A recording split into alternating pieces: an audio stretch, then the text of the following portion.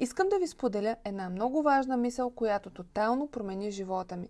На едно от хилядите обучения менторката ни сподели: докато не си поставите за приоритет резултата на вашите клиенти да превъзхожда очакванията им, няма как да имате успешен бизнес. От тогава това е моето мото.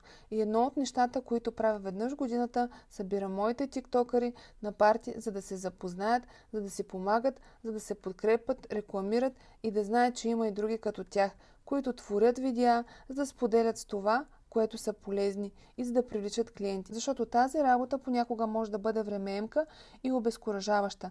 Най-хубавото е, че привличаме аудитории с прекрасни хора като нас, които ни стават първо приятели, а после клиенти. Благодаря на Мира, сестра ми, за голямата помощ, на Ани за това, че дойде от Своге и направи подаръци за всеки. Благодаря на Юлито, Гери, Виктор, Денис и Цвети, които дойдоха от Варна.